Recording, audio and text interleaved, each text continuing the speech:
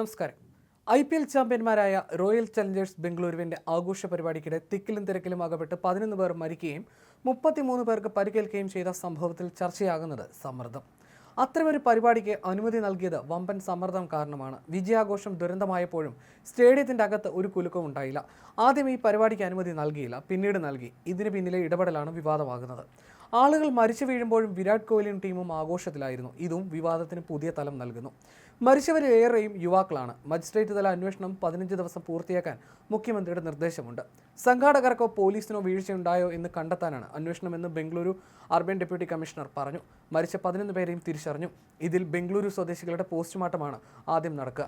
മറ്റുള്ളവരുടെ പോസ്റ്റ്മോർട്ടം ബന്ധുക്കൾ എത്തിയ ശേഷമേ നടക്കൂ. നിലവിൽ ചികിത്സയിലുള്ള 33 പേരുടെയും നില ഗുരുതരമല്ല. പാർക്കിംഗ് ഭാഗത്തെ 9-ാം ഗേറ്റിലും 3-21 നമ്പർ ഗേറ്റിലും തിരക്കുണ്ടായി. അപകടത്തിന് ശേഷം സ്റ്റേഡിയത്തിൽ ആഘോഷം തുടർന്നു. വിരാട് കോഹ്ലി വേദിയിൽ പ്രസംഗിച്ചു. അപകടത്തിന് ശേഷം അടച്ച ബംഗളൂരു മെട്രോ സ്റ്റേഷനുകൾ തുറന്നു. കാബൺ park, MG road, Vidhana Sauda സ്റ്റേഷനുകളാണ് തുറന്നത്. അപകടത്തിൽ RCB ടീം മാനേജ്മെന്റ് അനുശോചനം രേഖപ്പെടുത്തി. സംഘാടന പിഴവാണ് അപകട കാരണമെന്നതാണ് പ്രാഥമിക നിഗമനം. പ്രതീക്ഷിച്ചതിനേക്കാൾ കൂടുതൽ ആളുകൾ എത്തിയതാണ് ദാരുണമായ ദുരന്തത്തിനിടയാക്കിയതെന്ന് മുഖ്യമന്ത്രി സിദ്ധരാമയ്യ പ്രതികരിച്ചു. ചിന്നസ്വാമി സ്റ്റേഡിയത്തിലായിരുന്നു ആഘോഷ പരിപാടികൾ സംഘടിപ്പിച്ചിരുന്നത്. ഇവിടെ 35,000 ആളുകളെ മാത്രമാണ് ഉൾക്കൊള്ളാനാകുന്നത്. എന്നാൽ സ്റ്റേഡിയത്തിൽ കയറാനായി വന്നത് 2 മുതൽ 3 ലക്ഷത്തോളം പേരാണെന്നും സിദ്ധരാമയ്യ പറഞ്ഞു.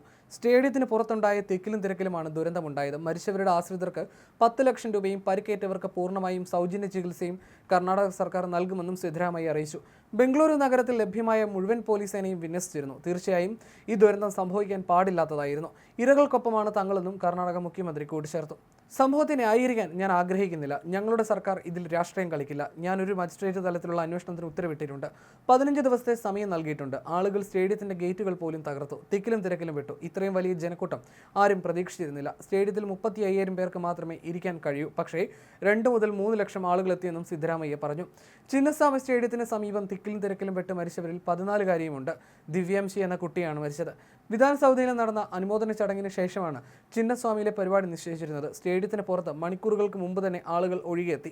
ഇതോടെ സുരക്ഷാ ക്രമീകരണങ്ങളെല്ലാം പാളി. ഇതിനിടയിൽ മഴ പെയ്തതോടെ ആളുകൾ തുറന്ന പ്രദേശത്ത് നിന്ന് മാറാൻ തുടങ്ങി. ആളുകൾ ഒരുമിച്ച് നീങ്ങിയത് വലിയ അപകടത്തിലേക്ക് നയിച്ചു. ആളുകൾ വൻതോതിൽ എത്തിച്ചേരുന്നത് സംബന്ധിച്ച് പോലീസ് നേരത്തെ തന്നെ മുന്നറിയിപ്പ് നൽകിയിരുന്നു. വിക്ടറി പരേഡ് അടക്കം നടത്താനാവില്ലെന്ന് അറിയിക്കുകയും ചെയ്തിരുന്നു. സുരക്ഷയ്ക്കായി 5,000-ഓളം പോലീസുകാരെയായിരുന്നു നിയോഗിച്ചിരുന്നത്. എന്നിട്ടും അപകടമുണ്ടായത് സുരക്ഷാ വീഴ്ചയിലേക്കാണ് വിരൽ ചൂണ്ടുന്നത്. അതേസമയം അപകടത്തിന്റെ പശ്ചാത്തലത്തിലും സ്റ്റേഡിയത്തിലെ ആഘോഷങ്ങൾ നിർത്തിവെക്കാൻ അധികൃതർ തയ്യാറാവാത്തത് വലിയ വിമർശനവും വിളിച്ചു വരുത്തി. 2 മുതൽ 3 ലക്ഷം വരെ ആരാധകർ ബംഗളൂരു നഗരത്തിലും ചിന്നസ്വാമി സ്റ്റേഡിയത്തിന്റെ പരിസരത്തുമായി തടിച്ചുകൂടിയതാണ് അപകടത്തിന് കാരണമായതെന്നാണ് സർക്കാർ നൽകുന്ന വിശദീകരണം. ഇവരെ നിയന്ത്രിക്കാൻ നഗരത്തിലുണ്ടായിരുന്ന പോലീസുകാർ പര്യാപ്തമായിരുന്നില്ല.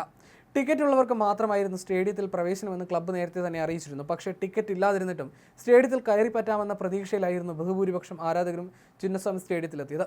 സ്റ്റേഡിയം ഗേറ്റുകളിൽ ആരാധകർ ഉന്തും തള്ളും സൃഷ്ടിച്ചതോടെ പലപ്പോഴും പോലീസിന് ലാത്തി വീശേണ്ടി വന്നു. മഴ കൂടിയെത്തിയതോടെയായിരുന്നു കാര്യങ്ങൾ കൈവിട്ടുപോയത്.